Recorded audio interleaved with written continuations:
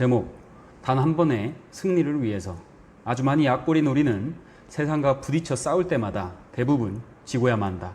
10번 중에 9번을 지고 계속해서 패배에 익숙해지고 세상을 두려워하면서 자신을 패배자라고 생각하면서 살아간다.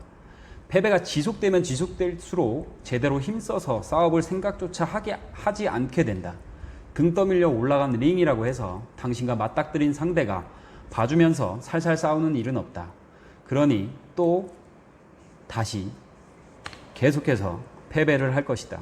그러니 당신은 또 패배자가 된 것이다. 그러나 단 한 번은 생각을 해보라. 10번 중에 한 번은 이긴다고 하지 않았는가? 당신이 열심히 맞서 싸운다면 단 한 번의 승리가 오늘이 될지 모른다. 또다시 패배자가 될지언정 비겁한 사람이 되지 않기를 바란다. 맞서 싸우지 않고 거저 얻어가는 승리는 없기 때문이다. 안녕하세요. 냉동찹차 전문 화물차 창업 경영 컨설턴트 미스터 리입니다. 7월 1일부터 방문 서비스 종사자 및 화물 차주분들도 산재보험 대상에 들어간다고 합니다. 내용을 살펴보면 방문 판매원, 화물 차주 등 5개 직종 산재보험법상 특고, 여기서 특고랑 특수고용노동자를 줄여서 얘기한 겁니다. 사업주가 산재보험에 가입하지 못한 상태에서 사고가 나도 산재보험의 보상이 가능하다. 고용노동부 장관 이재갑은 그간 산재보험의 사각지대에 놓여있던 방문 서비스 종사자 및 화물 차주에 대해서 돌아오는 7월 1일부터 산재보험을 당연히 적용한다고 밝혔다. 고위험 저소득 직종에 종사하는 특고 노동자 본인과 사업주 부담 산재보험료를 한시적 경감을 위한 입법을 추진한다. 보험료 징수법 개정안 입법 예고.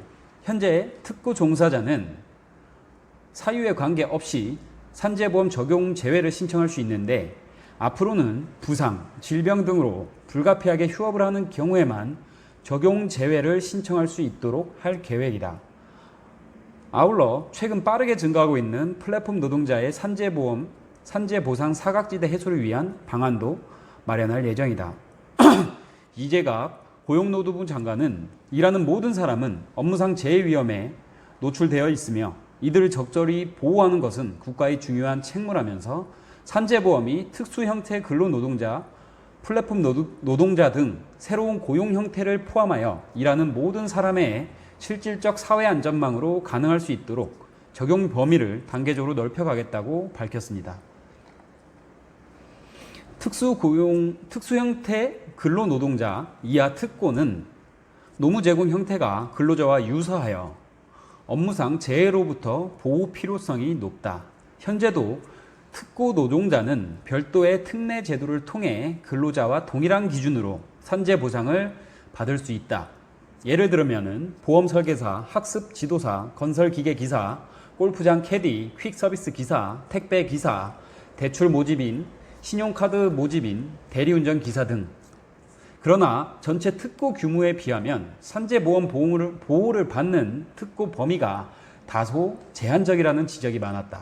이에 보다 많은 특고가 산재보험 혜택을 받을 수 있도록 실태조사, 노사, 의견 수렴을 거쳐 방문 서비스 종사자 및 화물 차주를 산재보험 적용 특고 범위에 추가를 한 것이다.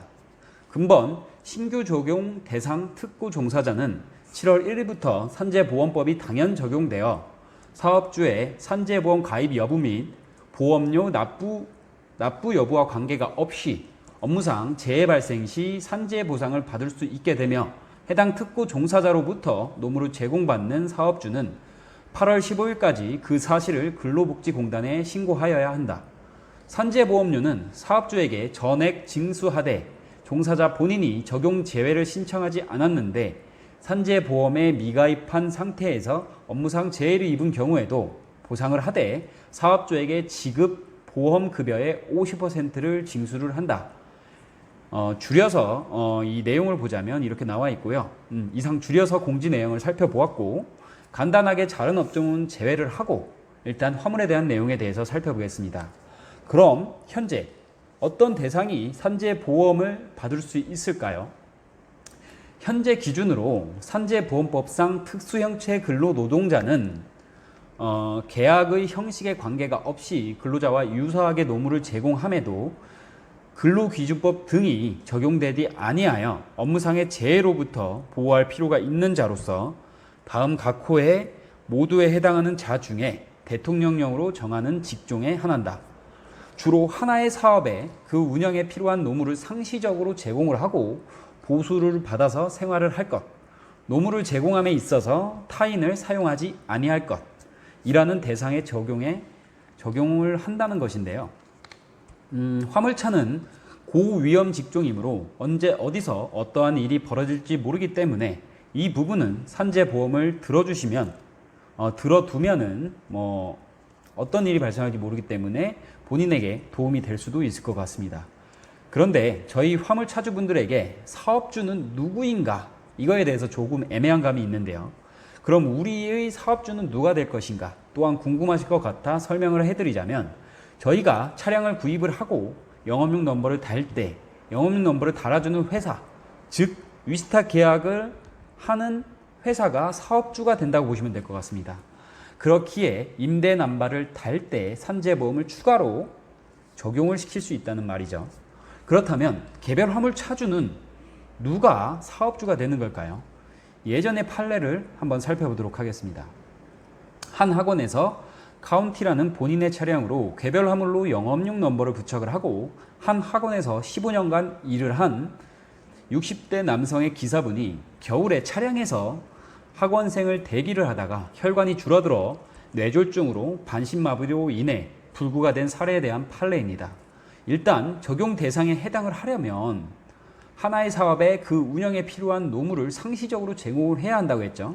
그리고 보수를 받아서 생활을 한다는 것이죠. 이 대상이 당연히 적용이 되시고요. 두 번째는 노무를 제공함에 있어서 타인을 사용하지 아니할 것, 여기에도 기사를 태우거나 하지 않았기에 적용이 된다고 볼 수 있을 것 같습니다. 이 두 부분에 해당을 하여, 판례 내용을 좀 줄이자면은 이 두 부분에 해당을 하여 산재보험에 가입되어 있지 않은 이 개별 차주분은 보험 대상에 해당하여 보험의 혜택을 받으실 수 있었습니다. 화물차에서 가장 많이 일어나는 사건 중 뇌졸중은 빼놓을 수 없는 사건입니다. 그럼 마지막으로 보험료는 누가 얼마씩 내야 할까요? 일단 일반적으로 회사 근로자는 당연히 회사 사업주가 100% 부담을 하고요. 저희 특수고용노동자는 사업주와, 그러니까 이 위스타 계약을 맺은 운수회사와 그리고 차주분이 50%씩 부담을 합니다.